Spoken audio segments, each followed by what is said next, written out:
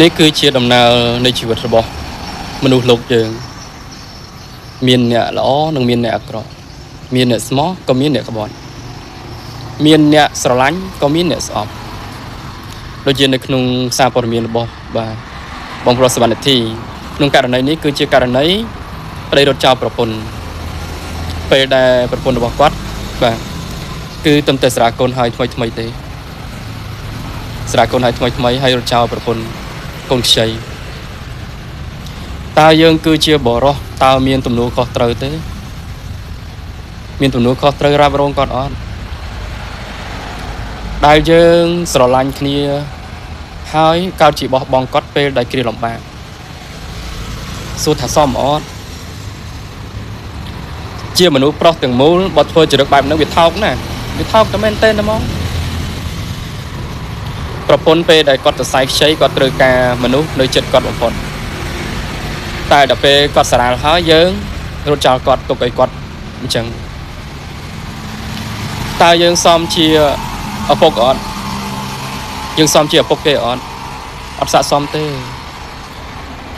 បើនិយាយថាបើកម្មមានពិតកុំឲ្យរងចាំយូរពេកឲ្យបុគ្គលដែលធ្វើបែបហ្នឹងទទួលយកភ្លាមទៅ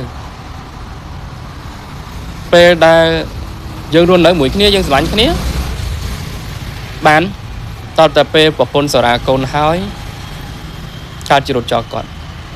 និយាយរួមទៅបងប្អូនពេលដែលប្រពន្ធសរសៃខ្ចីហើយគាត់នៅមើលកូនចេះ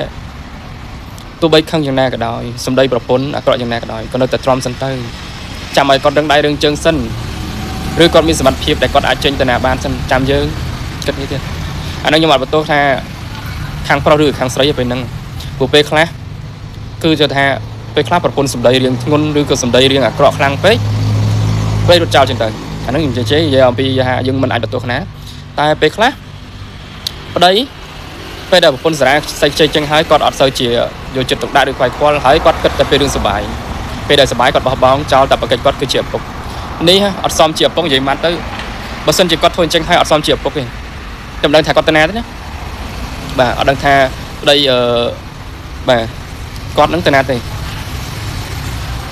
យើងអត់ដឹងថាប្តីទៅណាទេតែគាត់ថាជាមនុស្សប្រុសកុំរស់ឲ្យអាត្មានិយមកុំរស់អាត្មានិយមបោះបង់គាត់ចោលពេលដែលគាត់គ្រាលំបាកពេលដែលគាត់លំបាកនេះយើងគួរកបីនៅក្បែរគាត់សិនទៅប្រពន្ធពេលសរសៃខ្ចីឬពេលទម្ងន់ពេកអីក៏គាត់ត្រូវការយើងនៅក្បែរគាត់ណាអញ្ចឹងទោះបីសម្ដីគាត់រៀងប្រែប្រួលបន្តិចតួចក៏ទ្រាំសិនទៅដើម្បីឲ្យប្រពន្ធរបស់យើងបាទឲ្យគាត់ចាស់ដៃចាស់ជើងសិនចាំយើងបើសិនជាមានតំណឲ្យថាយើងរស់នៅជុំគ្នាបានក៏បែកគ្នាតាមហ្នឹងទៅកុំបោះបង់ប្រពន្ធពេលដែលប្រពន្ធលំបាកពេលហ្នឹងគឺគាត់ត្រូវការខ្លាំងណាស់